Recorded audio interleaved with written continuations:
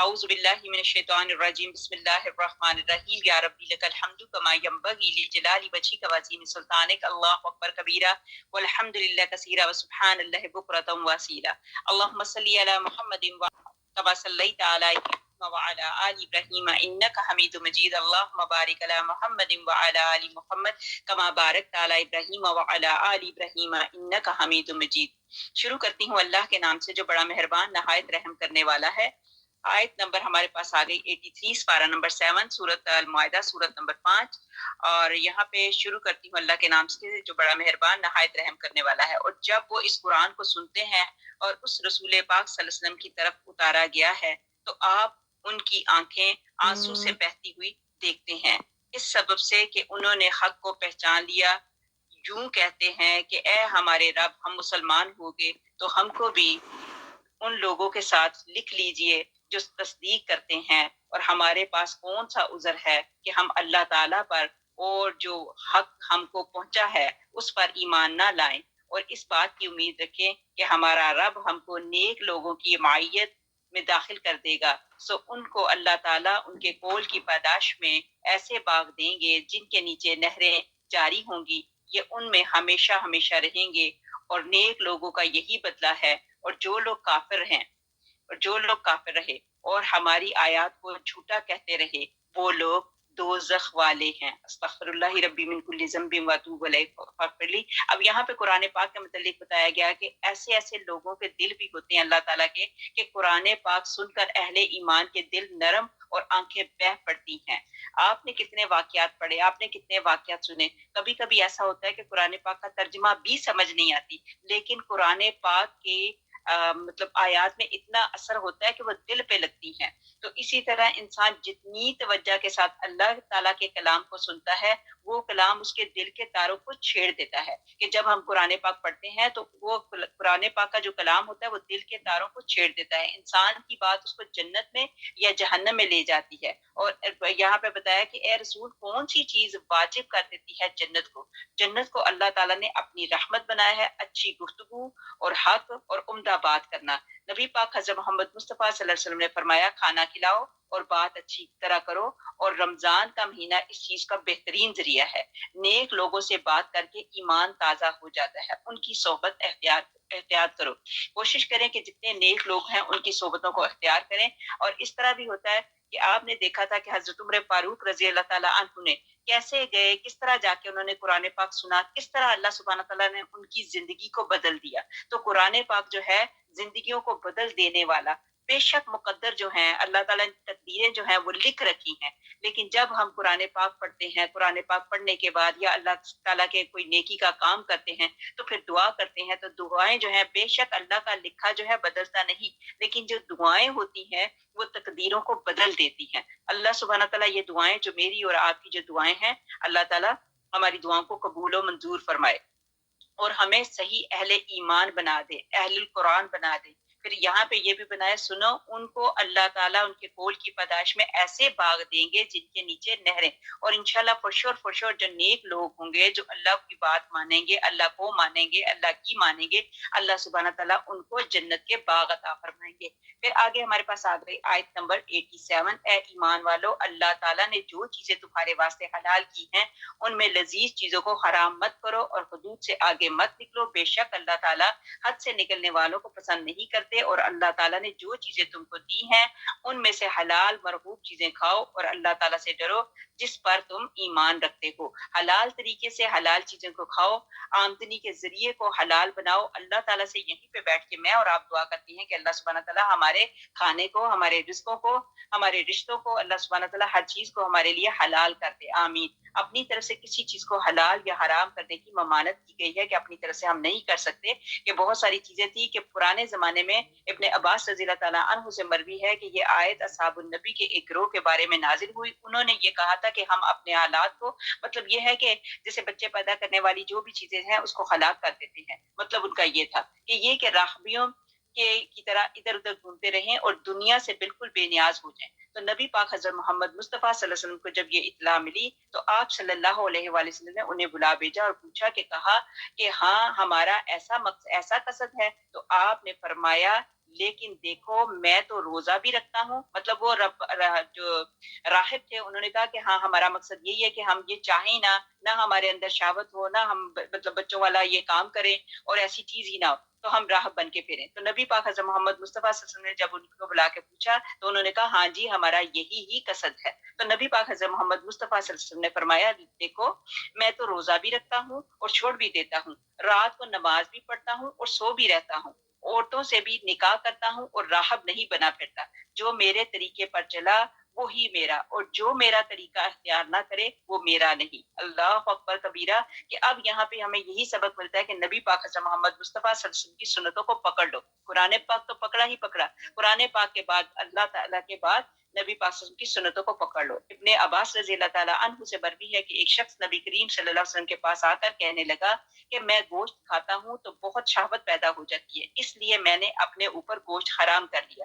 تو یہ آیت اتری، اے ایمان والو اللہ تعالیٰ کی حلال کی ہوئی چیزوں کو اپنے اوپر حرام مت کرو. یہ چیزیں آپ لوگوں کو سمجھ آ گئیں. جو بھی اللہ تعالیٰ نے ہمارے لیے حلال چیز رکھی ہے اس کو میں اور آپ کون ہوتے ہیں حرام جاننے کے لیے.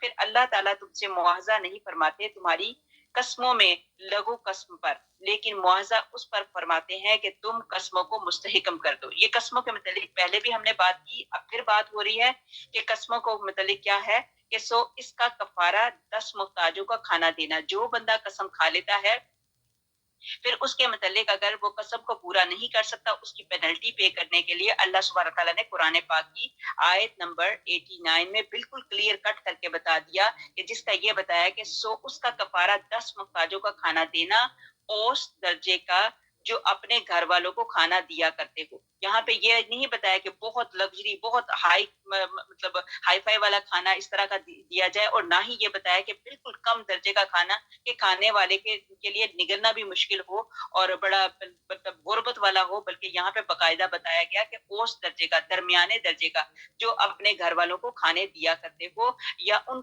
کو کپڑا دینا. پھر اس کے بعد ایک تو بتائی پینلٹی کیا کرنی ہے کہ 10 محتاجوں کو کھانا کھلانا، اس کے بعد بتایا کہ کپڑا دینا غریبوں کو اور ایک غلام یا لونڈی آزاد کرنا. اب تو وہ زمانے نہیں رہے کہ ہم غلاموں کو اور لونڈیوں کو آزاد کر لیں، لیکن قرآن پاک میں بالکل صاف طور پہ یہ بتا دیا.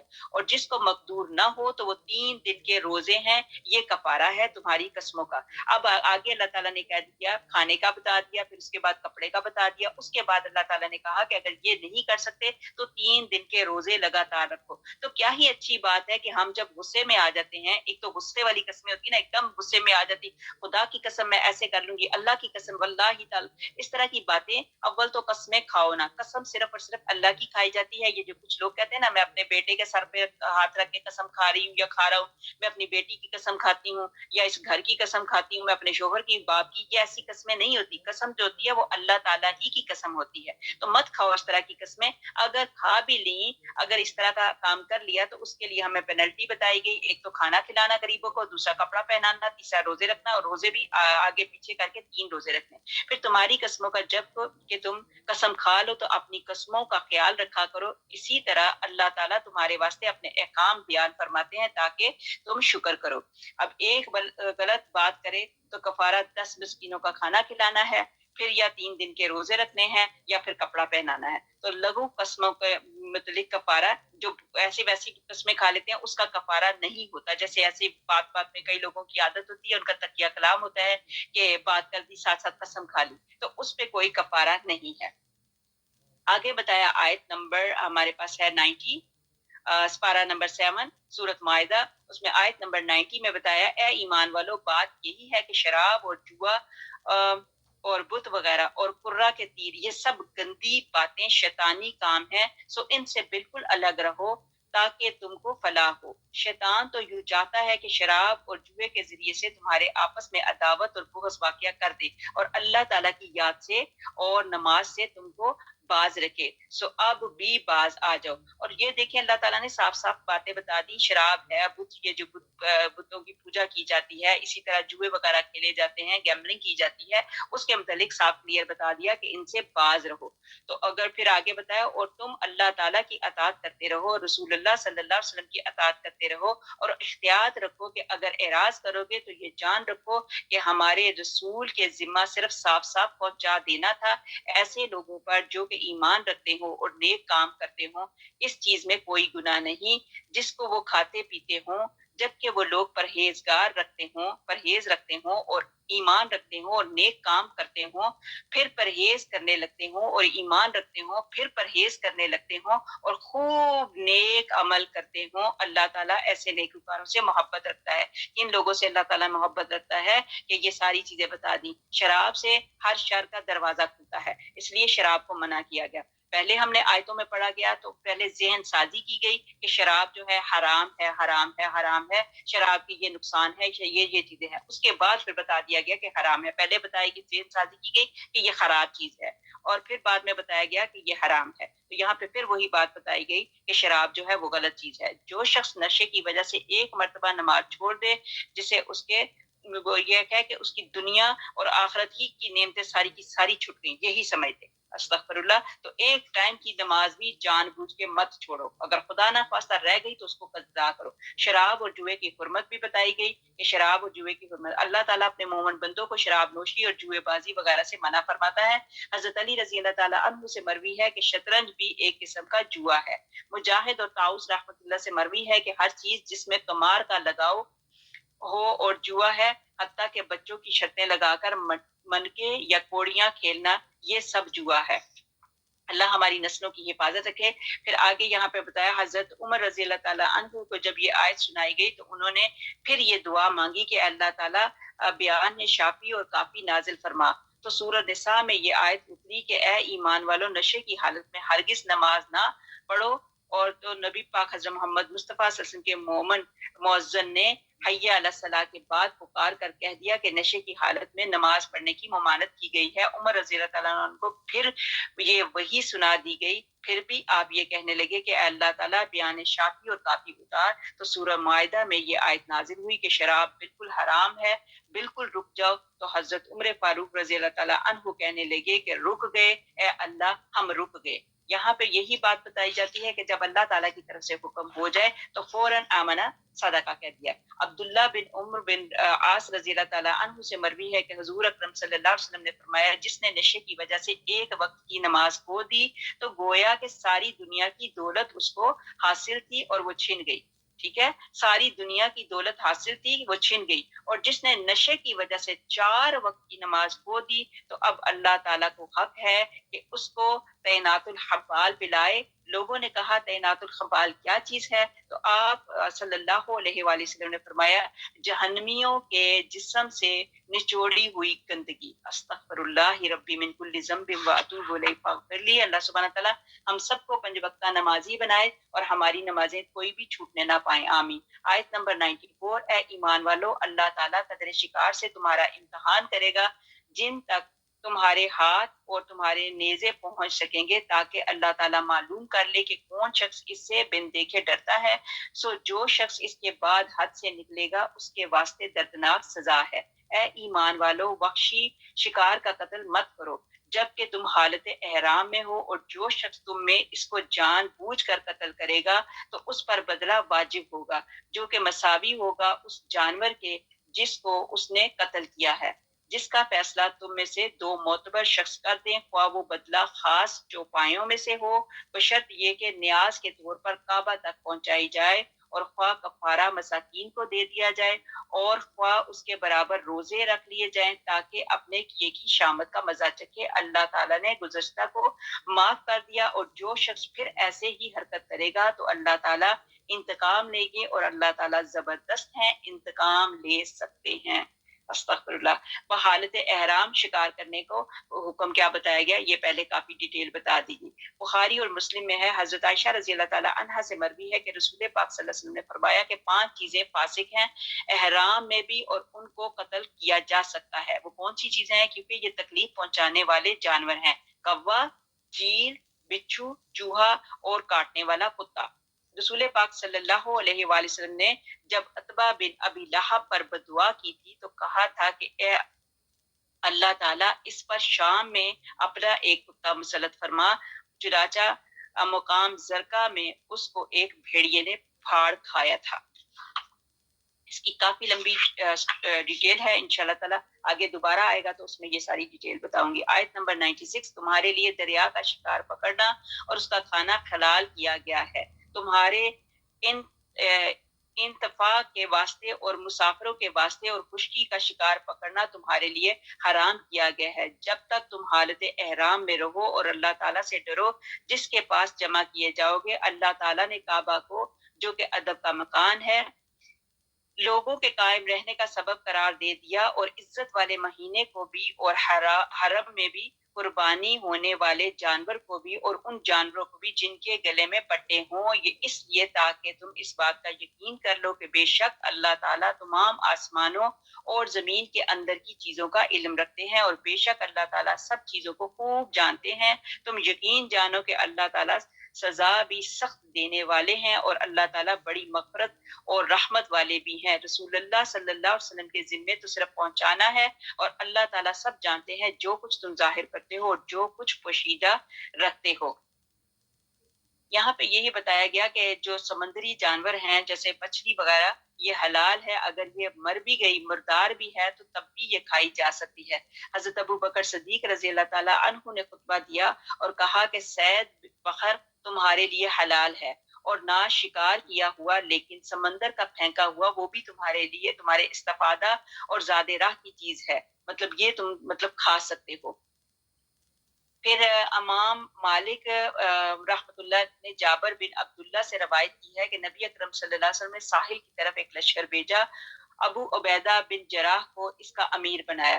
تو یہ 300 آدمی تھے، اور کہتے ہیں کہ ہم راستے میں ہی تھے کہ زاد راہ ختم ہو گیا، تو ابو عبیدہ رضی اللہ تعالیٰ عنہ نے حکم دیا کہ سارے لشکر میں سے سب کا زاد راہ لا کر جمع کر دیں۔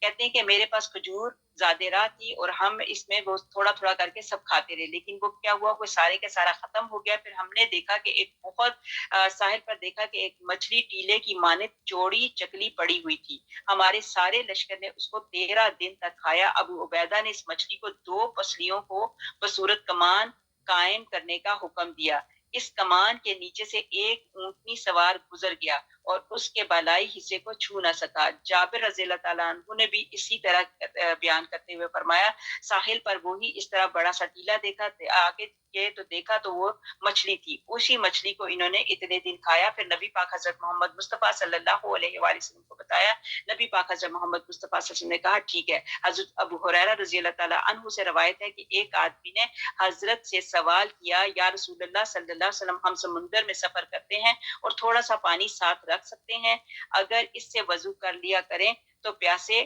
رہ جائیں گے، تو کیا ہم اب سمندر سے وضو کر سکتے ہیں؟ آپ نے فرمایا کہ سمندر کا پانی پاک ہے اور اس کا مردہ جو ہے حلال، یعنی مچھلی جو ہے حلال ہے۔ پھر آگے جمہور نے اصحاب مالک و شافعی میں حدیث عنبر کے ذریعے اس حدیث سے استدلال کیا ہے کہ سمندر کا پانی طاہر ہے اور اس کا مردہ حلال ہے، اس لیے وہ ایسی مچھلی کو بھی جائز رکھتے ہیں۔ رسول پاک صلی اللہ علیہ وسلم نے فرمایا، ہمارے لیے 2 مردہ جانور اور 2 خون جائز ہیں۔ 2 مردہ جانور تو وہ ہیں مچھلی اور ٹڈی ہیں، اور 2 خون جو ہیں وہ کلیجی اور تلی ہیں۔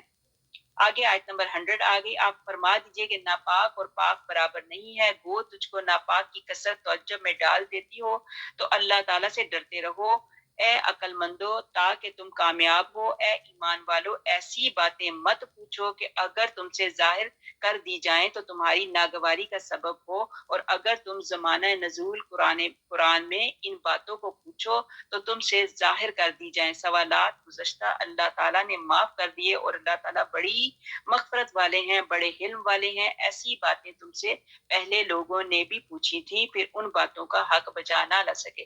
مطلب یہاں پہ یہ بتایا گیا کہ سوال احتیاط سے کرو، جیسے آپ کو پیچھے بتایا گیا سورہ بقرہ میں گائے کا ذبح کرنے کے لیے کہا تو وہ پیچھے پڑ گئے کہ گائے کا رنگ کون سا ہونا چاہیے، موٹی ہونی چاہیے، پتلی ہونی چاہیے، چھوٹی ہونی چاہیے، بڑی ہونی چاہیے۔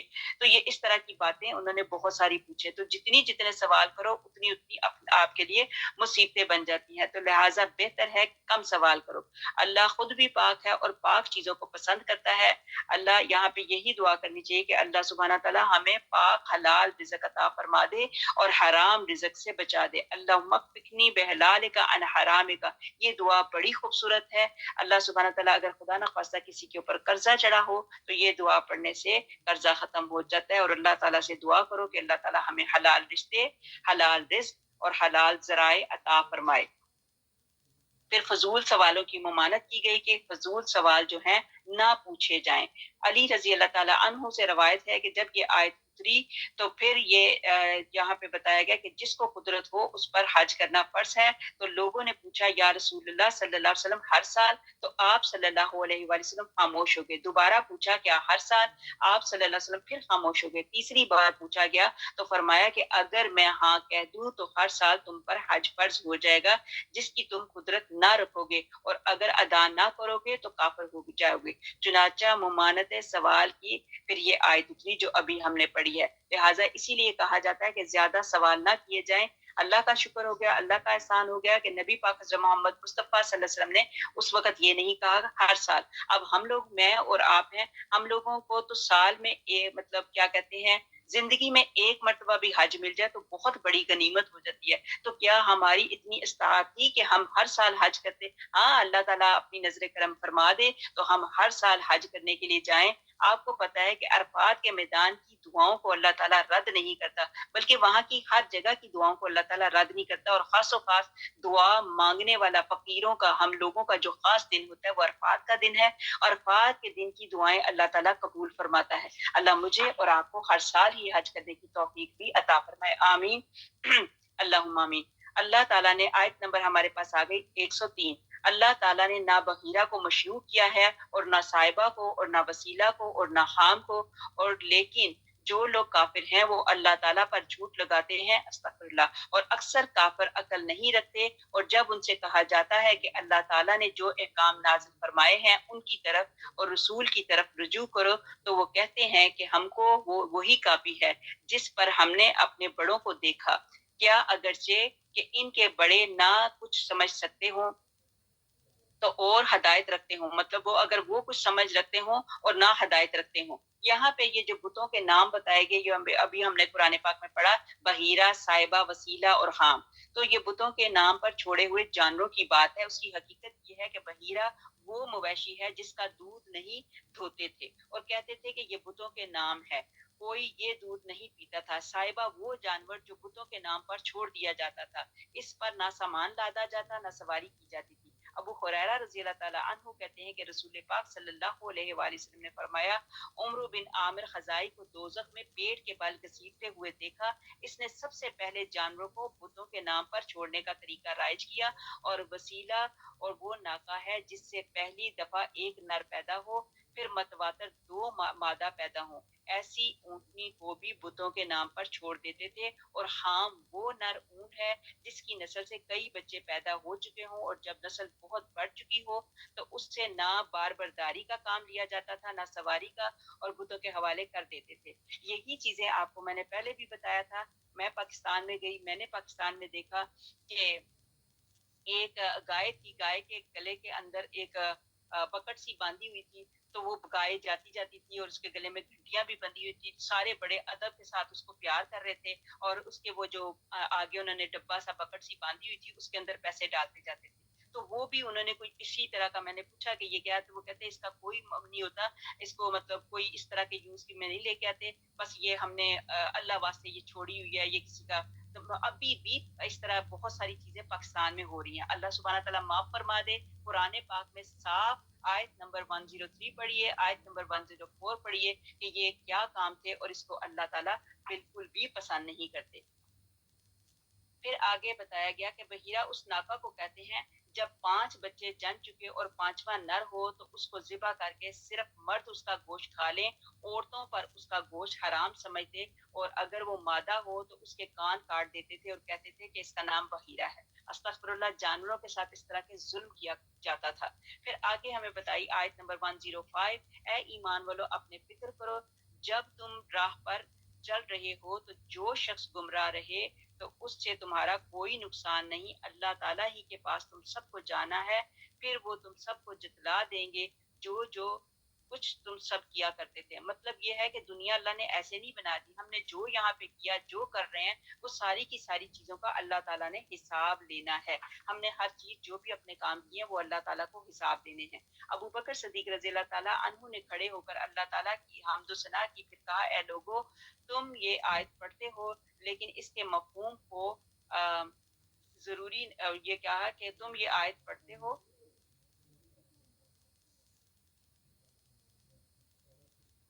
اور اس کے مفہوم کو نہیں رہنے دیتے. رسول پاک صلی اللہ علیہ وسلم فرماتے ہیں کہ اگر کوئی گناہ کی بات دیکھے پھر اسے غیرت نہ آئے اور غصہ نہ آئے تو کیا عجب کہ اللہ تعالیٰ دونوں کو عذاب میں گھسیٹ دے. یہی بات ہے، جب گناہ کی بات دیکھو تو اپنے منہ سے بولو کہ یہ بات غلط ہے، اس کا بالکل کرنا چاہیے. اگر ایسا نہ کرو گے تو پھر دونوں کے دونوں، جو دیکھنے والا اور کرنے والا، دونوں کے دونوں کو عذاب میں گھسیٹا جائے گا. استغفر اللہ. آیت نمبر ہمارے پاس آ گئی 106. اے ایمان والو، تمہارے آپس میں دو شخص وصی ہونا مناسب ہے جب کہ تم میں سے کسی کو موت آنے لگے. جب وصیت کرنے کا وقت ہو تو دو شخص ایسے ہوں کہ دیندار ہوں اور تم میں سے ہوں، اور یا غیر قوم کے دو شخص ہوں. اگر تم کہیں سفر میں گئے ہو پھر تم پر واقعہ موت کا پڑ جائے، اگر تم کو شبہ ہو تو ان دونوں کو بعد نماز روک لو. پھر دونوں اللہ تعالیٰ کی قسم کھا کے کہیں کہ ہم اس قسم کے عوض کوئی نفع نہیں لینا چاہتے، اگرچہ کوئی قرابت دار بھی ہو. اگر کوئی قرابت دار بھی ہوتا اور اللہ تعالیٰ کی بات کو پوشیدہ نہ کریں گے، ہم اس حالت میں سخت گناہ گار ہوں گے. پھر اگر اس کی اطلاع ہو کہ وہ دونوں وصی کسی گناہ کے مرتکب ہوئے ہیں تو ان لوگوں میں سے جن کے مقابلے میں گناہ کا ارتکاب ہوا تھا دو شخص اور جو سب میں قریب تر ہیں، جہاں وہ دونوں کھڑے ہوئے ہوں تو یہ دونوں کھڑے ہوں. پھر دونوں اللہ تعالیٰ کی قسم کھائیں کہ بالیقین ہماری یہ قسم ان دونوں کی اس قسم سے زیادہ راست ہے اور ہم نے ذرا تجاوز نہیں کیا. ہم اس حالت میں سخت ظالم ہوں گے. یہ قریب ذریعہ ہے اس امر کا کہ وہ لوگ واقعے کو ٹھیک طور پر ظاہر کریں یا اس بات سے ڈر جائیں، اور ان سے قسمیں لینے کے بعد قسمیں متوجہ کی جائیں گی. اور اللہ تعالیٰ سے ڈرو اور سنو، اللہ تعالیٰ فاسق لوگوں کی رہنمائی نہ کریں گے. یہاں پہ اگر کوئی شخص، یہاں پہ یہ ہے کہ کوئی بات ہوتی ہے، کوئی کسی چیز کے ذمہ کرتا ہے، کسی کو وصیت دیتا ہے تو اس وصیت کو پورے طریقے پہ اس کے لیے گواہ رکھنے چاہیے. تو گواہ میں یہ ہے تمیم داری رضی اللہ تعالیٰ عنہ مسلمان ہونے کے بعد اس آیت یا ایھا الذین آمنوا شہادت والی پڑھی تو اس کے بارے میں کہتے ہیں کہ اس گناہ سے دوسرے سب لوگ بری ہیں لیکن میں اور عدی بن بدا اس جرم کے مجرم ہیں. یہ دونوں نصرانی تھے، اسلام سے پہلے شام کی طرف آتے جاتے تھے، چنانچہ تجارت کی غرض سے شام آئے ہوئے تھے. ان کے پاس بنی زحم کا غلام بھی تجارت کے لیے آیا ہوا تھا، اس کا نام بدیل بن ابی مریم تھا. اس کے ساتھ تجارت کی غرض سے چاندی کا ایک پیالہ تھا. اب یہ بھی ساتھ گیا تو اس کے پاس کیا تھا؟ ایک چاندی کا پیالہ تھا جو ملک شام کے لیے لایا تھا، اور یہ اس کے مال تجارت میں سب سے اہم چیز تھی. بیمار ہو گیا راستے میں تو ان دونوں کو وصی بنایا، ان کو مطلب ان دونوں کو سامنے رکھ کے وصی بنایا اور کہا کہ اس کا ترکہ اس کے اہل عیال کو پہنچا دیے جائے. تمیم داری کہتے ہیں کہ جب وہ مر گیا تو یہ جام ہم نے لے کر 1000 درہم میں بیچ دیا. تمیم داری اور دوسرا عدی بن بدا، یہ دونوں نصرانی تھے. انہوں نے کیا کیا؟ وہ پیالے کو بیچ دیا 1000 درہم میں، اور آپس میں کہنے لگے کہ ہم دونوں نے رقم تقسیم کر لی اور باقی مال اس کے اہل کو لا کر دے دیا. ان لوگوں نے جام کے بارے میں پوچھا، ہم نے کہا جو کچھ تھا ہم نے لا کر دے دیا، جام کی ہی ہم کو خبر نہیں. لیکن رسول پاک صلی اللہ علیہ وسلم کے مدینے تشریف لانے کے بعد جب میں مسلمان ہو گیا تو میں ان لوگوں کے پاس آیا اور صحیح واقعہ کہہ سنایا اور انہیں 500 درہم اپنے حصے کے دے دیے اور کہا کہ اتنی ہی رقم میرے ساتھی کے پاس بھی ہے. چنانچہ وہ لوگ اس کے پاس آ دھمکے تو نبی اکرم صلی اللہ علیہ وسلم نے انہیں حکم دیا کہ اس کے مذہب کی بنا پر قسم لیں. تو اس نے قسم کھا لی. چنانچہ یہ آیت اتری، یہ جو ہم نے ابھی پڑھی ہے، یہ یہی جو ابھی ہم نے پڑھ کے کی ہے. آگے ہمارے پاس آ گیا جس روز اللہ تعالیٰ تمام پیغمبروں کو جمع کریں گے پھر ارشاد فرمائیں گے کہ تم کو کیا جواب ملا تھا. وہ عرض کریں گے کہ ہم کو کچھ خبر نہیں، آپ بے شک پوشیدہ باتوں کے پورے جاننے والے ہیں. मतलब रोज़े क़यामत पैगंबरों से भी अल्लाह सुब्हानहू तआला पूछ-गीछ करेंगे। अल्लाह ताला पैगंबरों से भी सवाल करेंगे कि क़यामत के रोज़ पैगंबरों से अल्लाह ताला किस तरह ख़िताब फरमाएँगे कि जिन कौमों की तरफ तुमको भेजा गया था, उन्होंने दावत तबलीग को कबूल किया कि नहीं किया। चुनांचे फिर बताया जाता है कि फिर हम उन कौमों से भी पूछेंगे कि उनके पैगंबरों से भी पूछेंगे। मतलब कौमों से अलग सवाल होगा और पैगंबरों से अलग सवाल होगा कि जो तुम्हें कहा गया था वो दावत तबलीग तुमने लोगों को दी कि नहीं दी। फिर उसके बाद आयत नंबर हमारे पास आ गई, आयत नंबर 110 110, जबकि अल्लाह ताला इरशाद फरमा देंगे, ए ईसा बिन मरियम, मेरा इनाम याद करो जो तुम पर और तुम्हारी वालदा पर हुआ है, जब मैंने तुमको रूहुल कुद्स से ताईद दी थी। तुम आदमियों से कलाम करते थे, गोद में भी और बड़ी उम्र में भी, और जबकि मैंने तुमको किताबें और समझ की बातें और तौरात और इंजील तालीम की थी, और जबकि तुम गारे से एक शक्ल बनाते थे जैसे परिंदे की शक्ल होती है मेरे हुक्म से। अब यहाँ पे अल्लाह सुब्हानहू तआला हज़रत ईसा अलैहिस्सलाम को मतलब ये सारी बातें याद करवाते हैं। उनकी वालदा की बात कि अल्लाह ताला ने कैसे उनको इज़्ज़त दी, आपने अपनी वालदा की बेगुनाही की मतलब गवाही दी। फिर उसके बाद अल्लाह ताला ने कहा कि मैंने जो आपको ये चीज़ें बताई थी, गोद में ही आपने बातें करनी शुरू कर दी, और फिर साथ में बड़ी उम्र में बातें करना ये कोई तअज्जुब की बात नहीं, लेकिन गोद में बात करना एक बहुत बड़ा मुइज़्ज़ा था अल्लाह ताला का। फिर अल्लाह ताला कहते हैं कि जब कि तुम गारे से एक शक्ल बनाते थे जैसे परिंदे की शक्ल होती है मेरे हुक्म से। अब ये बार-बार सुनिए, जब आएगा मेरे हुक्म से, मेरे हुक्म से, मेरे हुक्म से, मतलब ये है कि ईसा अलैहिस्सलाम खुद कुछ नहीं कर सकते थे। अल्लाह ताला ही के इज़्ज़न से ईसा अलैहिस्सलाम को अल्लाह ताला ने ताकत दी। अल्लाह ताला कहते हैं, और जब कि तुम गारे से एक शक्ल बनाते थे जैसे परिंदे की शक्ल होती है मेरे हुक्म से, फिर तुम उसके अंदर फूंक मार देते थे जिससे वो परिंदा बन जाता था मेरे हुक्म से, और तुम अच्छा कर देते थे मादरजात अंधे को और बर्स के बीमार को मेरे हुक्म से, और जब के तुम मुर्दों को निकाल कर खड़ा कर लेते थे मेरे हुक्म से, और जब के मैंने बनी इसराइल को तुमसे बाज रखा, जब तुम उनके पास दलीलें लेकर आए थे, फिर उनमें जो काफिर थे उन्होंने कहा था कि बजस खुले जादू के और कुछ भी नहीं, और जब कि मैंने खवारियों को हुक्म दिया था कि तुम मुझ पर और मेरे रसूल पर ईमान लाओ, उन्होंने कहा हम ईमान लाए, और आप शाहिद रहिए कि हम पूरे फर्माबरदार हैं। ये ईसा अलैहिस्सलाम के वो इनामात का तज़किरा किया जा रहा है, अल्लाह ताला कर रहे हैं, जो अल्लाह सुब्हाना ताला ने अपने हुक्म से ईसा अलैहिस्सलाम पर अपने इनाम किए थे। फिर आगे बताया गया, वो वक्त काबिल याद है कि जब खवारियों ने अर्ज किया कि ए ईसा बिन मरियम, क्या आपके रब ऐसा कर सकते हैं कि हम पर आसमान से कुछ खाना नाज़िल फरमा दें। अब ये उन्होंने क्या की, ईसा अलैहिस्सलाम से खाने की डिमांड की, उसके बारे में कहा जा रहा है कि क्या आप हमारे ऊपर ऐसा मतलब खाना नाजिल कर सकते हैं। आपने फरमाया कि अल्लाह ताला से डरो अगर तुम ईमानदार हो। वो बोले कि हम ये चाहते हैं कि इसमें से खाएं और हमारे दिलों को पूरा इत्मीनान हो जाए और हमारा ये यकीन और बढ़ जाए कि आपने हमसे सच बोला है और हम गवाही देने वालों में से हो जाएं। ईसा अलैहिस्सलाम बिन मरियम अलैहिस्सलाम ने दुआ की कि ए अल्लाह, ए हमारे परवरदिगार, हम पर आसमान से खाना नाजिल फरमाइए कि वो हमारे लिए यानी हम में जो अव्वल हैं और जो बाद में हैं सबके लिए एक खुशी की बात हो जाए, और आपकी बात से एक निशान हो जाए, और आप हमको अता फरमा दीजिए, और आप सब अता करने वालों से अच्छे हैं। अब यहाँ पे भी दुआ किस तरीके से की, पहले अल्लाह ताला की कोई खुशामद की, अल्लाह ताला की तारीफ की, अल्लाह ताला की हम्द बयान की, और फिर साथ ही साथ अल्लाह ताला से दुआ मांगी। फिर हक ताला ने इरशाद फरमाया कि मैं वो खाना तुम लोगों पर नाजिल करने वाला हूँ, फिर जो शख्स तुम में से इसके बाद नाहक शनासी करेगा तो मैं उसको ऐसी सजा दूंगा कि वो सजा देना जहान वालों में से किसी को ना दूंगा। अब यहाँ पे अल्लाह ताला ने भी शर्त रख दी कि तुमसे पहले लोगों ने भी इस तरह की हरकतें की, अपनी डिमांडें की, लेकिन मैं तो डिमांड पूरी कर देता हूँ, लेकिन फिर भी अगर उसके बाद फिर तुम कुफर करोगे तो फिर मैं तुम्हें बहुत बड़ी सजा दूंगा। फिर इन्होंने अपनी अपनी डिमांडें की, और इस दुआ में भी इसमें आज़म है, इसमें आज़म का वास्ता देके जब भी दुआ की जाती है तो अल्लाह सुब्हाना ताला उस दुआ को कबूल करते हैं। नुज़ूल माइदा से मुतालिक कुछ रवायतें बताई गई कि उसके मुतालिक हैं। इसहाक बिन अब्दुल्ला कहते हैं कि माइदा में 7 मछलियां और 7 रोटियां थी।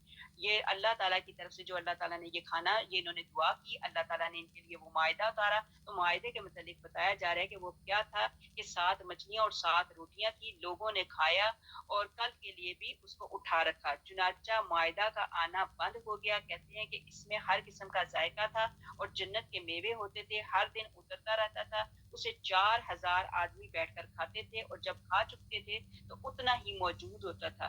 جو کی روٹیاں ہوتی تھی سب لوگوں کے کھا لینے کے بعد بھی بچ رہتا تھا. اور سعید بن جبیر رحمۃ اللہ علیہ کہتے ہیں کہ بکرے کا گوشت کے سوا ہر چیز ہوتی تھی. اکرمہ کہتے ہیں کہ چاول کی روٹیاں ہوتی تھی. واللہ عالم، یہ اللہ سبحانہ تعالیٰ کی طرف سے یہ انہوں نے دعا مانگی، حضرت عیسیٰ علیہ السلام سے ڈیمانڈ کی. حضرت عیسیٰ علیہ السلام نے اللہ تعالیٰ سے دعا کی، پھر اللہ تعالیٰ کے حکم سے ان کو یہ کھانا ملا. حضرت عیسیٰ علیہ السلام نے جواب دیا کہ نہ یہ طعام دنیا ہے اور نہ یہ طعام جنت ہے، یہ تو اللہ تعالیٰ نے اپنی قدرت کاملہ سے آسمان ہی میں پیدا کر لیا. وہ صرف کن فرما دیتا ہے اور فیکون ہو جاتا ہے. تو اس کے لیے اللہ تعالیٰ نے یہی کہا. چنانچہ اللہ تعالیٰ کا نام لے کر کھاؤ اور کھا کر شکر ادا کرو، اللہ تعالیٰ اور زیادہ عطا فرمائے گا، کیونکہ وہ بدیع ہے اور قادر ہے اور شاکر ہے. اللہ اکبر کبیرہ. یہاں پہ یہی بتایا گیا کہ جس دن معاہدہ اترا تو پھر انہوں نے بڑی عید منائی، انہوں نے بڑی خوشیاں منائی کہ اللہ سبحانہ تعالیٰ نے ہمارے لیے معاہدہ اتار دیا، کھانا اتار دیا. تو وہاں پہ خوشیاں منائے جائیں تو وہ بھی ان کے لیے عید کا دن تھا. تو جہاں پہ میرے نبی پاک حضرت محمد مصطفیٰ صلی اللہ علیہ وآلہ وسلم دنیا میں تشریف لے کے آئے تو ہمیں کہا جاتا ہے کہ نبی پاک حضرت محمد مصطفیٰ صلی اللہ علیہ وسلم کی تشریف آوری کے دن پہ تم خوشیاں نہیں منا سکتے، تم روزہ نہیں رکھ سکتے، تم یہ نہیں کر سکتے، تم وہ نہیں رکھ سکتے. تو یہاں پہ بھی دیکھیں کھانا جو معاہدہ اترا وہ دن جو ان لوگوں کے لیے ایک عید کا دن تھا. اسی طرح آگے ہمارے پاس آ گئی آیت نمبر 116 116. اور وہ وقت بھی قابل ذکر ہے. یہاں اللہ تعالیٰ اپنی مہربانیوں کی اپنی عنایتوں کا ذکر کرتے ہیں. اور وہ وقت بھی قابل ذکر ہے جبکہ اللہ تعالیٰ فرمائیں گے کہ اے عیسیٰ بن مریم، کیا تم نے لوگوں سے کہہ دیا تھا کہ مجھ کو اور میری ماں کو بھی علاوہ اللہ تعالیٰ کے معبود قرار دے دو؟ عیسیٰ علیہ السلام عرض کریں گے کہ میں تو آپ کا وہ منزہ سمجھتا ہوں. مجھ کو کس طرح یہ زیبا نہ تھا کہ میں ایسی بات کہتا جس کے کہنے کا مجھ کو کوئی حق نہیں. اگر میں نے کہا ہوگا تو آپ کو اس کا علم ہوگا. دیکھیں ان کی بات کتنی خوبصورت ہے عیسیٰ علیہ السلام کی. اللہ تعالیٰ نے پوچھا کہ کیا آپ نے لوگوں کو کہا تھا کہ مجھے اور میری ماں کو مطلب الہ جانو؟ تم الہ تو صرف اللہ تعالیٰ ہی ہے. تو حالانکہ اللہ تعالیٰ کو پتا تھا، لیکن اللہ تعالیٰ نے ان سے سوال کیا اور آگے سے عیسیٰ علیہ السلام نے کتنا پیارا جواب دیا کہ اگر میں نے کہا ہوگا تو آپ کو اس کا علم ہوگا.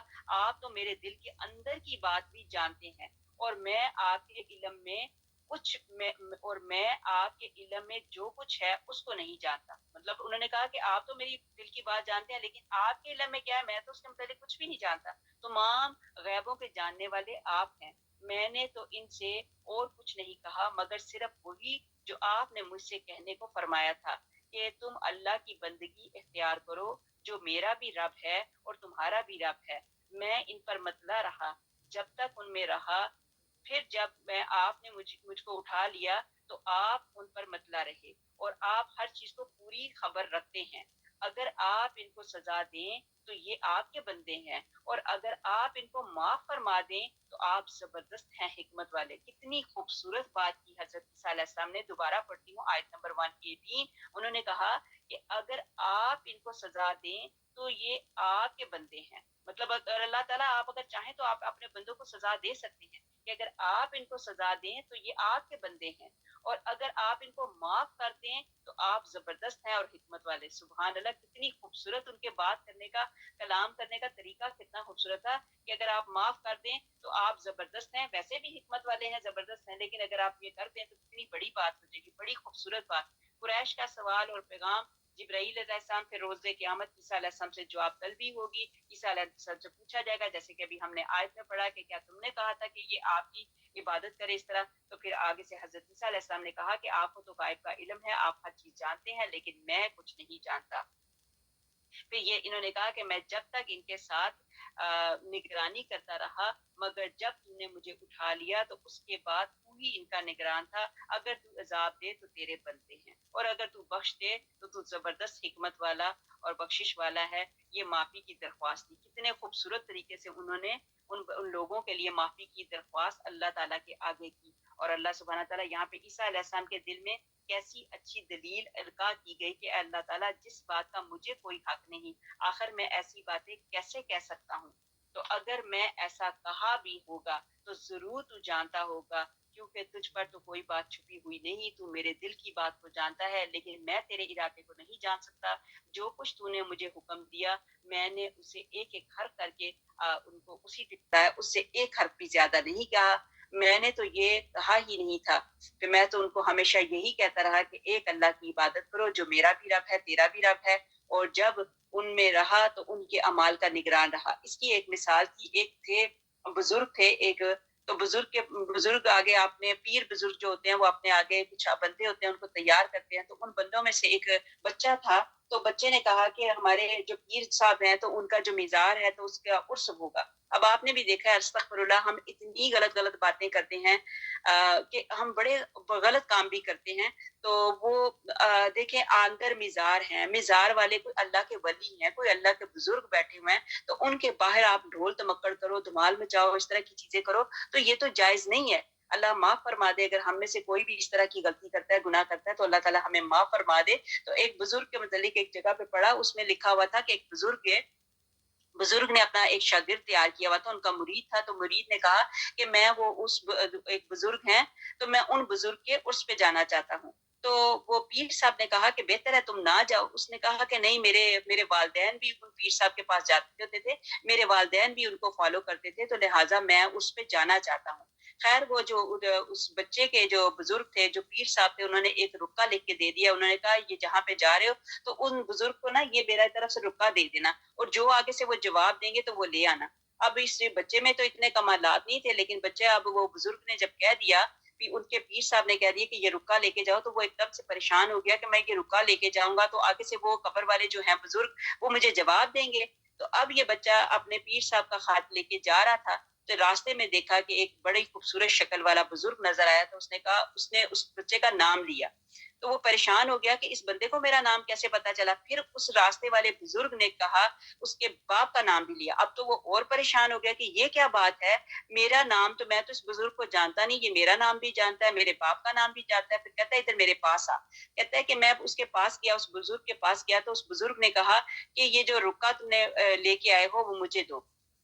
میں نے چپ کر کے اس کو رکا دے دیا، تو وہ کہنے لگا تو اس سے واپس جائے گا؟ تو جب واپس جانے لگا گا تو میں تجھے جواب دے دوں گا، اس رکے کا جواب میں تجھے واپس دے دوں گا۔ اب وہ بچے نے کہتا ہے کہ نہ، میں نے اس دیکھا، میرا تو سارا پریشانی اس طرف لگی ہوئی تھی کہ یہ کیا بات ہوگی کہ مجھے یہ میرا نام بھی جانتا ہے، میرے باپ کا نام بھی جانتا ہے، اور اس کو یہ بھی پتا ہے کہ میں رکا لے کے آیا ہوں۔ خیر، کہتا ہے کہ میں نے اپنے اس میں وہ کیا کرنا تھا، میں خیر جب واپس مڑا تو اس بزرگ نے مجھے رکا واپس دیا۔ میں اس سے رکا واپس لے کے اپنے رکا مطلب لیٹر، خط، وہ لے کے میں واپس اپنے پیر صاحب کے پاس پہنچا۔ تو پیر صاحب نے جب وہ خط کھولا اور پڑھا، اور میں نے ساتھ ہی پیر صاحب کو کہا کہ میں نے اپنی ایمانداری کے ساتھ جو آپ نے اس میں لکھا تھا، میں نے بالکل کچھ نہیں پڑھا اس میں کیا لکھا تھا۔ اسی طرح جن کے پاس میں گیا تو راستے میں مجھے ایک بزرگ ملا، اس بزرگ نے جو اس میں لکھا ہوا ہے اس کو بھی میں ایمانداری کے ساتھ آپ کے پاس لے کے آیا ہوں، اس کو بھی میں نے نہیں پڑھا۔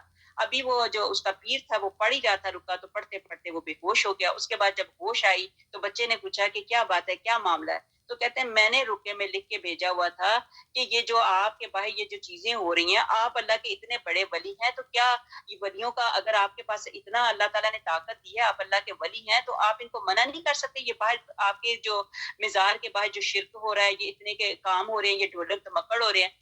تو آگے سے کہتے ہیں کہ پھر میرے ان پیر صاحب نے جواب دیا ہے کہ بھئی میں تو جب دنیا میں میں زندہ سلامت تھا جسم کے ساتھ، تو تب تو میرا کام تھا، تب تو میری ڈیوٹی تھی، تب تو میں لوگوں کو منع کرتا تھا، لیکن اب یہ کام میرا نہیں ان کو منع کرنے کا۔ میں تو اس مزار سے اٹھ کے تو میں ادھر آ کے بیٹھ گیا ہوں، یہ تم لوگوں کا کام ہے کہ تم یہ کام کرو۔ تو اسی طرح یہاں پہ مثال دی گئی کہ حضرت عیسیٰ علیہ السلام نے یہی کہا کہ میں تو ایسا کہہ ہی نہیں سکتا، آپ تو جانتے ہیں یہ جو بھی کرتا ہوں میں اللہ کے حکم سے، جو آپ نے کہا میں نے وہی آپ کی باتیں لوگوں کو بتائی، میں نے اپنے پاس سے کوئی بھی بات نہیں کی۔ پھر آگے بتایا جاتا ہے کہ امت کی بخشش کے لیے نبی اکرم صلی اللہ علیہ وسلم کی آہوزاری، نبی اکرم صلی اللہ علیہ وآلہ وسلم اللہ تعالیٰ کے آگے دعا کریں گے، اللہ تعالیٰ سے بخشش کی دعا کریں گے، اور اللہ تعالیٰ نبی پاک حضرت محمد مصطفیٰ صلی اللہ علیہ وسلم کی سفارش کو قبول کریں گے۔ آگے ہمارے پاس آ گئی آیت نمبر 119۔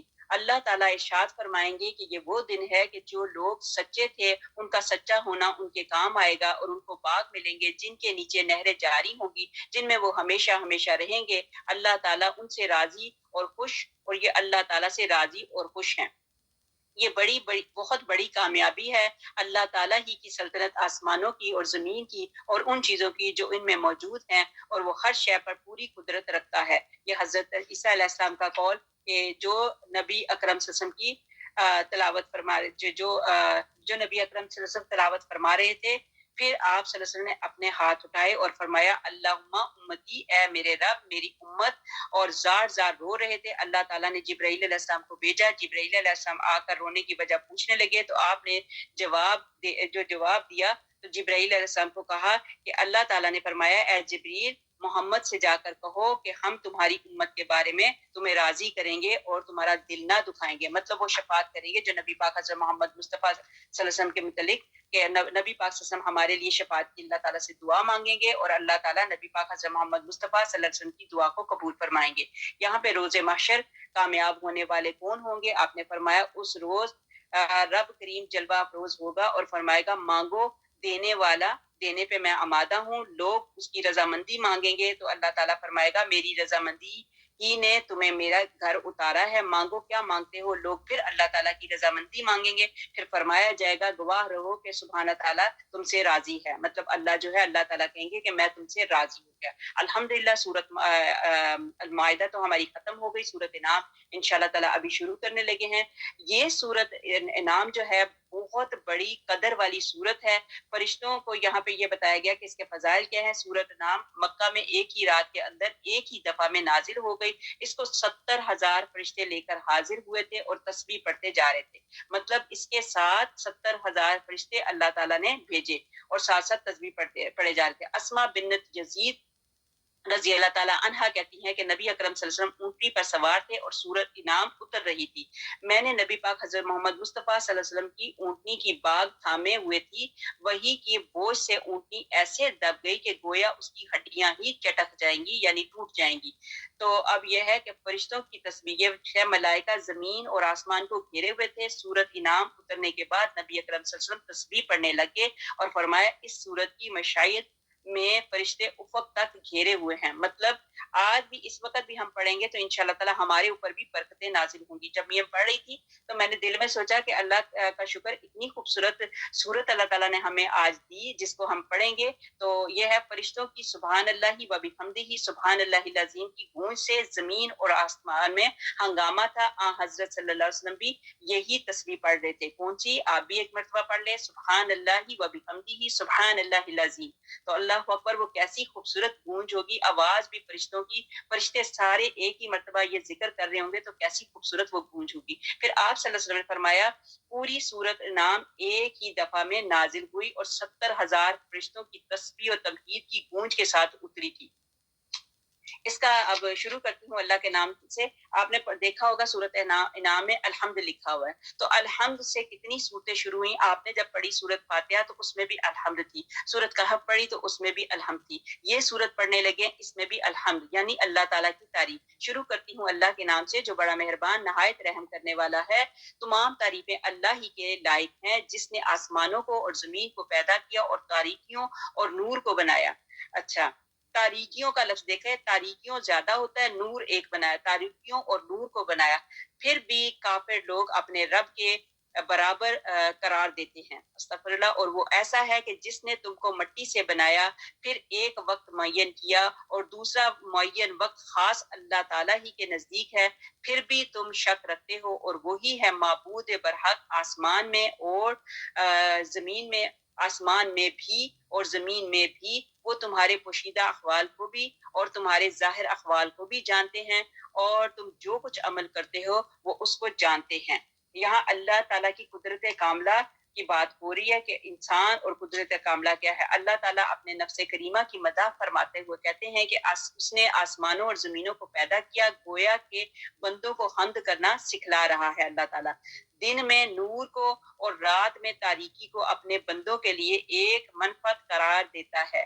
یہاں لفظ نور کو واحد لایا گیا اور ظلمات کو جمع میں کیا گیا، جیسے ابھی میں نے بتایا نور ایک چیز ہے اور تاریکیاں جمع میں آئی، کیونکہ اشرف چیز جو واحد ہی لاتے ہیں، جیسے کہ یہی بتایا گیا کہ نور ایک چیز ہے اور تاریکیاں۔ اب یہ پہلی 3 جو آیات ہیں ان کو اگر یاد کر لیں تو یاد کر کے جب پڑھیں تو 70,000 فرشتے دعا کریں گے۔ یہ جو ہم نے سورۃ الانعام کی پہلی 3 آیات کو اگر زبانی یاد کر لیں تو یہ زبانی یاد کرنے والے کے اوپر فرشتے آ کے اس کے لیے استغفار کی دعائیں کریں گے۔ آسمان زمین کا بنانے والا تنہا اللہ ہے، تو پھر شریک اتنے کیوں بنائیں؟ مطلب نور اور اندھیروں کو بنانے والا بھی ایک اللہ ہی ہے، تو موت کا وقت بھی جو ہے مقرر ہے۔ انفرادی موت یا دوسری اجتماعی موت جس کا وقت اس کے پاس ہے، اللہ سبحانہ تعالیٰ ہی جانیں نکالنے والا ہے۔ یہ تسبیح بار بار پڑھیں، یہ کوشش کیا کریں صبح کے ٹائم پہ جب آپ فجر کی نماز پڑھتے ہیں تو اس وقت یہ تسبیح ایک مرتبہ یہ تسبیح پڑھ لی، ایک تسبیح کو مطلب 100 مرتبہ یہ تسبیح پڑھ لیا کریں، سبحان اللہ و بحمدہ سبحان اللہ العظیم۔ تو یہ فرشتوں کی تسبیح کہا جاتا ہے اس کو۔ آگے ہمارے پاس آ گئی آیت نمبر 4، اور ان کے پاس کوئی نشانی بھی ان کے رب کی نشانیوں میں سے نہیں آتی مگر وہ اس سے اعراض ہی کیا کرتے ہیں، سو انہوں نے اس سچی بات کو بھی جھوٹا بتلایا جب کہ ان کے پاس پہنچی، سو جلدی ہی ان کو خبر مل جائے گی اس چیز کی جس کے ساتھ یہ لوگ استہزاء کرتے ہیں، مطلب مذاق اڑاتے ہیں۔ کیا انہوں نے دیکھا نہیں کہ ہم ان سے پہلے کتنی جماعتوں کو ہلاک کر چکے ہیں جن کو ہم نے دنیا میں ایک ایسی قوت دی تھی کہ تم کو وہ قوت نہیں دی، اور ہم نے ان پر خوب بارشیں برسائیں اور ہم نے ان کے نیچے سے نہریں جاری کی، پھر ہم نے ان کو ان کے گناہوں کے سبب ہلاک کر ڈالا اور اس کے بعد دوسری جماعتوں کو پیدا کر دیا۔ اب جو آسمانوں میں ہے ان کا اللہ تعالیٰ اور زمین پہ ہے ان کا اللہ تعالیٰ، نہ یہ کہ جو آسمانوں اور زمینوں میں ہے وہی اللہ تعالیٰ ہے۔ اسی بنا پر حکم ہے کہ وہ تمہارے چھپے کو بھی جانتا ہے تمہارے کھلے کو بھی۔ دوسرا قول یہ ہے کہ اس سے مراد یہ ہے کہ اللہ تعالیٰ وہ ہے جو زمین اور آسمان کی ہر ڈھکی کھلی بات کو جانتا ہے۔ یہ مذاق اڑاتے تھے اور یہ کیا کہتے تھے کہ ہمارے تو کان پک گئے ہیں، کب یہ عذاب آئے گا، کب عذاب آئے گا؟ تو عذاب تو لے آؤ جو عذاب آنا ہے، استغفر اللہ استغفر اللہ۔ تو اللہ تعالیٰ تو ہر چیز کو جاننے والا ہے۔ آگے آیت نمبر 7 میں بتایا، اور اگر ہم کاغذ پر لکھا ہوا کوئی نوشہ آپ پر نازل فرماتے پھر اس کو یہ لوگ اپنے ہاتھوں سے چھو بھی لیتے، تب بھی یہ کافر لوگ یہی کہتے کہ یہ کچھ بھی نہیں مگر صریح جادو ہے، اور یہ لوگ یوں کہتے ہیں کہ ان کے پاس کوئی فرشتہ کیوں نہیں بھیجا گیا، اور اگر ہم کوئی فرشتہ بھی بھیج دیتے تو سارا قصہ ہی ختم ہو جاتا، پھر ان کو ذرا مہلت نہ دی جاتی، اور اگر ہم اس کو فرشتہ تجویز کرتے تو ہم اس کو آدمی ہی بناتے، اور ہمارے اس فعل سے پھر ان پر وہی اشکال ہوتا جو اب اشکال کر رہے ہیں، اور واقعی آپ سے پہلے جو پیغمبر ہوئے ہیں ان کے ساتھ بھی استہزاء کیا گیا، مطلب مذاق اڑایا گیا۔ پھر جن لوگوں نے ان سے تمسخر کیا ان کو اس عذاب نے آ گھیرا جس کا تمسخر اڑاتے تھے۔ آپ فرما دیجئے کہ ذرا زمین میں چلو پھرو، پھر دیکھ لو کہ تکذیب کرنے والوں کا کیا انجام ہوتا ہے۔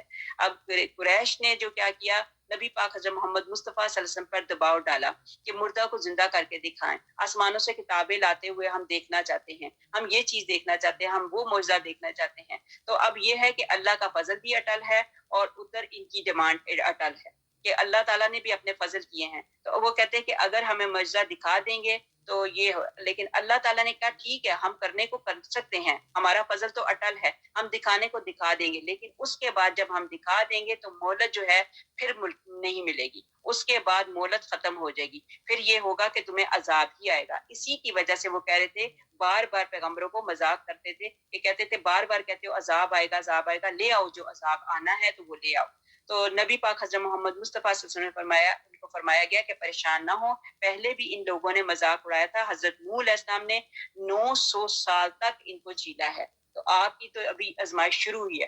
مشرکوں کی ذہنیت اور صاف دلائل بیان کیے گئے، پھر آگے بتایا گیا کہ اے نبی صلی اللہ علیہ وسلم، تم سے پہلے کے نبیوں کے ساتھ بھی اس قسم کا مذاق کیا گیا تھا، چنانچہ ان کا مذاق یہ قومیں ان کے مذاق کی وجہ سے یہ ان کی قومیں جو ہیں ہلاک ہو گئیں۔ اس آیت کے ذریعے نبی اکرم صلی اللہ علیہ وسلم کو ڈھارس دی گئی ہے کہ اگر کسی نے تمہاری تکذیب کی تو پرواہ نہ کرو۔ پھر مومنین کو اپنی نصرت اور عاقبت اور حسنہ کا وعدہ دیا گیا کہ آخر میں یہ بھی فرمایا کہ دنیا میں چل پھر کر دیکھو تو قرون ماضیہ میں بھی جن لوگوں نے پیغمبروں کو جھٹلایا ان کی بستیوں کے کیسے کھنڈر پڑے ہوئے ہیں، دیکھو ان کے ساتھ کیا کیا معاملہ ہوا، اللہ تعالیٰ نے ان کے ساتھ کیا معاملہ فرمایا۔ پھر آگے ہمارے پاس آ گئی ٹائم، اللہ اکبر، آگے ہمارے پاس ہے آیت نمبر 12۔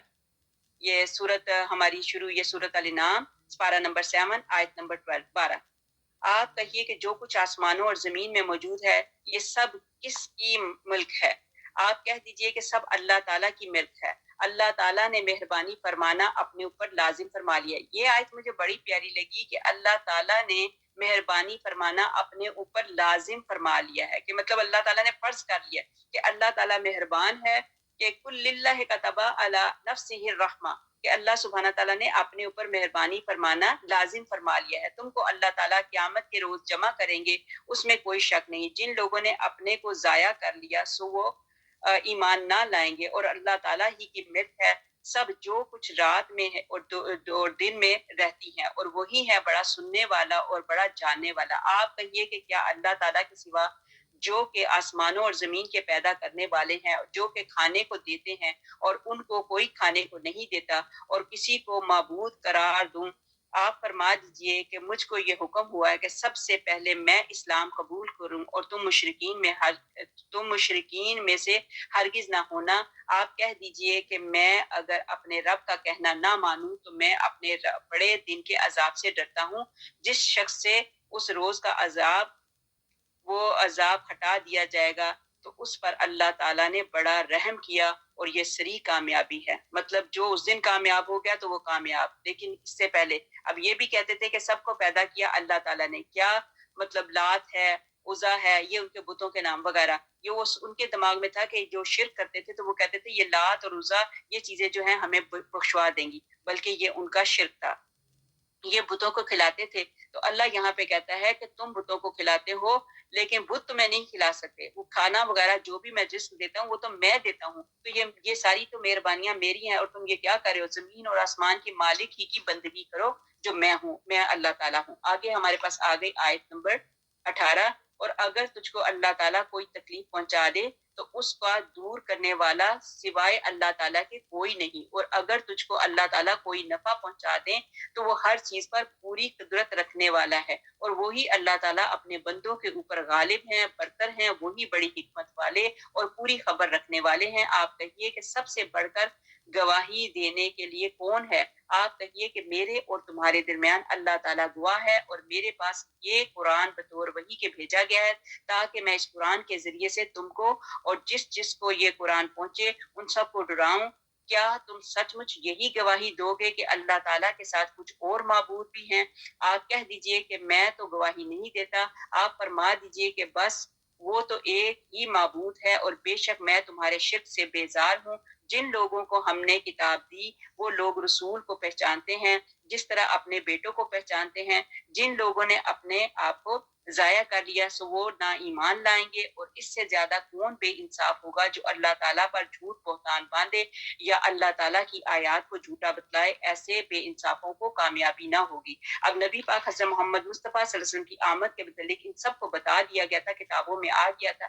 یہ تو نبی پاک صلی اللہ علیہ وسلم کو اس طرح پہچانتے تھے جیسے اپنے بیٹوں کو پہچانا جاتا ہے۔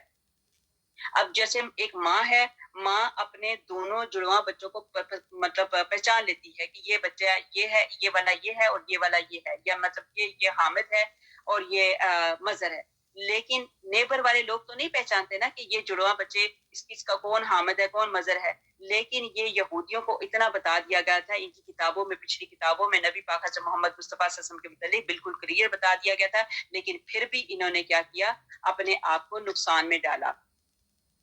اب یہ ہے کہ بتایا گیا کہ میں نے قرآن تم تک پہنچایا، آگے امت محمدیہ کے ذمے آگے پہنچانا ہے. مطلب اللہ تعالیٰ کا قرآن پاک ہمارے پاس آ گیا، کتاب آ گئی، اللہ کا شکر میں اور آپ پڑھ رہے ہیں. یہاں پہ یہ بتا ہی دیتی ہوں، جو کفر اختیار کرے گا تو دوزخ اس کا وعدہ گاہ ہے. اور جس تک قرآن پہنچ جائے، غور سے دوبارہ میں پڑھتی ہوں، غور سے سنیے، جو کفر اختیار کرے گا تو دوزخ اس کا وعدہ گاہ ہے. اور جس تک قرآن پاک پہنچ جائے گا تو گویا اس نے نبی اکرم صلی اللہ علیہ وسلم سے ملاقات کر لی. مطلب یہ ہے کہ اس وقت میں اور آپ اس وقت نبی پاک صلی اللہ علیہ وسلم سے ملاقات کر رہی ہیں. تو جس تک قرآن پاک پہنچ گیا تو گویا اس نے نبی اکرم صلی اللہ علیہ وسلم سے ملاقات کر لی. نبی اکرم صلی اللہ علیہ وآلہ وسلم نے فرمایا ہے کہ جس تک میرا قرآن پہنچا گویا میں نے خود اسے تبلیغ کر دی. پھر دوبارہ بولتی ہوں، نبی اکرم صلی اللہ علیہ وسلم نے فرمایا کہ جس تک میرا قرآن پہنچا گویا میں نے خود اسے تبلیغ کر دی. حضور پاک صلی اللہ علیہ وسلم نے فرمایا، اللہ تعالیٰ کی آیتیں دوسروں تک پہنچاؤ. جس کو کتاب اللہ تعالیٰ کی کوئی آیت پہنچ گئی تو اللہ تعالیٰ کا اس کو حکم پہنچ گیا. الحمدللہ، اللہ کا شکر، اللہ کا کرم کہ جب یہ آیت اس طرح کی پڑھی جاتی ہے تو دل کو بڑی ڈھارس پہنچتی ہے کہ سمجھے کہ ہم نبی پاک حضرت محمد مصطفیٰ صلی اللہ علیہ وسلم کے کلام کو خود اپنے آنکھوں سے دیکھ رہے ہیں اور زبانوں سے پڑھ رہے ہیں، اور اللہ سبحانہ تعالیٰ اسے دل سے قبول بھی کر رہے ہیں. آگے آیت نمبر آ گئی ہمارے پاس 22. اور وہ وقت بھی یاد کرنے کے قابل ہے جس روز ہم ان تمام خلائق کو جمع کریں گے، پھر ہم مشرکین سے کہیں گے کہ تمہارے وہ شرکا جن کی معبود ہونے کا تم دعویٰ کرتے تھے کہاں گئے. اب اللہ تعالیٰ کہتے ہیں کہ ایک دن آئے گا جس دن میں سب کو جمع کروں گا، اور جو مشرکین جن لوگوں کو معبود بنایا ہوا تھا ان کو کہوں گا کہ جاؤ بلاؤ وہ کہاں گئے تمہارے معبود.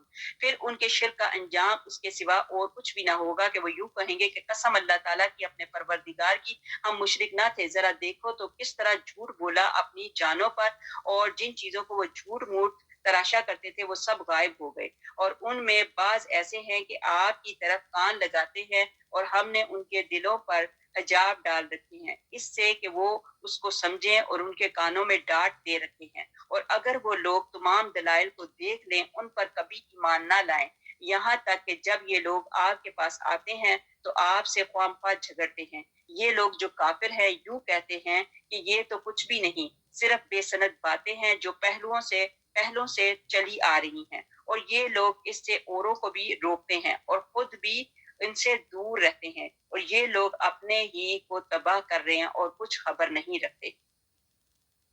یہ روز قیامت مشرکین اور ان کے شرکاء کا انجام کیا ہوگا اس کے متعلق بتایا گیا. ابن عباس رضی اللہ عنہ نے فرمایا، جب یہ مشرکین دیکھیں گے کہ اہل صلاۃ کے سوا کوئی جنت میں داخل نہیں ہو رہا تو آپس میں کہیں گے کہ آؤ ہم شرک کا انکار کر دیں. چنانچہ وہ اپنے مشرک ہونے کا انکار کریں گے تو اللہ تعالیٰ ان کی زبانوں پر مہر لگا دے گا، پھر ان کے ہاتھ پاؤں از خود گواہی دینے لگیں گے اور کوئی بات چھپا نہیں سکیں گے کہ اے شخص اب تو کوئی شک تمہارے دل میں باقی نہیں رہا، قرآن میں کوئی ایسی بات باقی نہیں رہ گئی جو وضاحت طلب ہو، لیکن تم نہیں سمجھ سکتے اور تعویل اور توجیہ نہیں کر سکتے. اس وقت تو ان کا جو بھی کیا کرایا ہوگا وہ ساز اللہ تعالیٰ کے سامنے کھلا چٹھا آ جائے گا.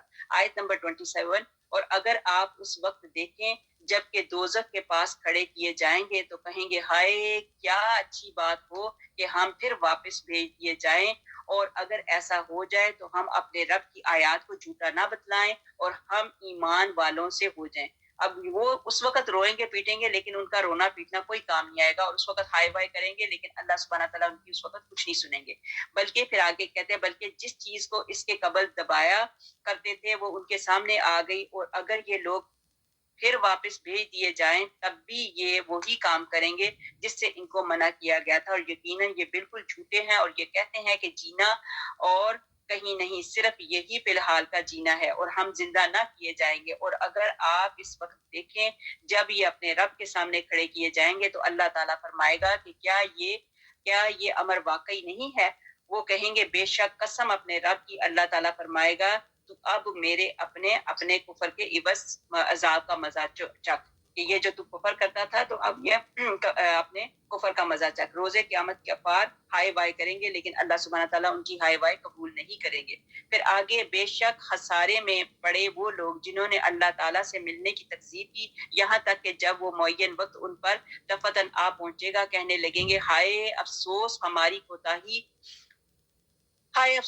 کوتاہی پر جو اس کے بارے میں ہوئی، اور حالت ان کی یہ ہوگی کہ وہ اپنے بار اپنی کمر پر لادے ہوئے ہوں گے خوب सुन लो कि बुरी होगी वो चीज जिसको लादेंगे, मतलब जिसने जो जो अमल किए होंगे गुनाह वाले, वो उनकी कमरों के ऊपर लादा जाएगा और वो गुनाह इतना भारी होगा कि उनकी कमरें टूटने को हो जाएंगी। और दुनियावी जिंदगी तो कुछ भी नहीं बजस लहू लब के, और पिछला घर मुत्तकियों के लिए बेहतर है। क्या तुम सोचते समझते नहीं हो? अब ये अपनी पीठों पर अपने बोझ उठाए हुए हैं, ये दुनिया आहत की खेती है, इम्तहानी वक्फा है। अब ये जो काम हो रहा है ये 1 घंटे का समझे ड्रामा है, जैसे करैक्टर दे दिए, किसी को बादशाह बना दिया, किसी को फकीर बना दिया, लेकिन बाद में ये कुछ नहीं होगा, उसमें उसके बाद कुछ भी नहीं मिलेगा। आगे हमारे पास आ गई आयत नंबर 33। हम खूब जानते हैं कि आप उनके अकवाल मगमूम करते हैं, सो ये लोग आपको झूठा नहीं कहते, लेकिन ये जालिम तो अल्लाह ताला की आयतों का इनकार करते हैं। यहाँ पे ये बताया जाता है कि इनको तो पता है कि आप सादिक है, अमीन हैं, ये आपको झूठा नहीं कहते। अस्तगफिरुल्लाह अस्तगफिरुल्लाह। बात करते हुए जुबान लड़खड़ाती भी है कि अल्लाह माफ फरमा दे। इनको कहा जाता है, नबी पाक सल्लल्लाहु अलैहि वसल्लम को कहा जा रहा है कि ये आपको झूठा नहीं कहते, बल्कि ये आयतों का इनकार करते हैं।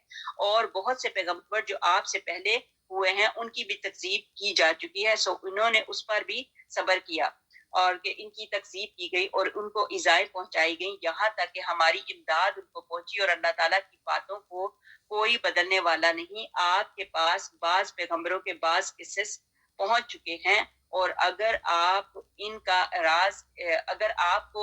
एराज गिरा गुजरता है, तो अगर आपको ये कुदरत है कि जमीन में कोई सुरंग या आसमान में कोई सीढ़ी ढूंढ लो, फिर कोई मौजा ले आओ तो करो, और अगर अल्लाह ताला को मंजूर होता तो इन सब को राह पर जमा कर देता। सो आप नादानों में से ना हो जाइए, वही लोग कबूल करते हैं जो सुनते हैं। मुर्दों को अल्लाह ताला जिंदा करके उठाएंगे, फिर सब अल्लाह ताला ही की तरफ लाए जाएंगे। अल्लाह ताला नबी पाक हज़रत मोहम्मद मुस्तफ़ा सल्लल्लाहु अलैहि वसल्लम से मुखातिब होकर सुना इनको रहे हैं, लेकिन मुखातिब अल्लाह सुब्हानहू तआला नबी पाक हज़रत मोहम्मद मुस्तफ़ा सल्लल्लाहु अलैहि वसल्लम से कि इन्होंने पहले भी अंबिया को इसी तरह किया, ये अभी भी जुटलाते हैं, लेकिन आप अपने दिल को छोटा ना करें। हज़रत अली रज़ी अल्लाह ताला अन्हु से मरवी है कि अबू जहल ने नबी अकरम सल्लल्लाहु अलैहि वसल्लम से कहा कि हम तुम्हें तो नहीं जुटलाते, बल्कि जो तुम दीन पेश करते हो उसको जुलाते हैं। चुनाचा इसी वजह से ये आयत उतरी जो अभी पढ़ के सुनाई गई है। फिर यहीं तक रखते हैं। हाँ, यहीं तक रखते हैं। अल्हम्दुलिल्लाह, अल्लाह का शुक्र, अल्लाह का एहसान, हमारा निस्फ पारा जो है वो खत्म हो गया। अगर अल्लाह ताला ने जिंदगी की मोहलत दी तो कल हम आयत नंबर 33 पढ़ेंगे, उसी की तफसीर को लेके जाएंगे। आज हमने पारा नंबर 7 का हाफ पढ़ लिया। सूरत अल नाम सूरत नंबर 6 आयत नंबर 36 तक हमने पढ़ लिया अल्हम्दुलिल्लाह। तो कल हम इंशाल्लाह ताला 37 पढ़ेंगे। सुभान रब्बिका रब्बिल इज्जत यम्मा यासिफून व सलामुन अलल मुरसलीन वल्हम्दुलिल्लाहि रब्बिल आलमीन।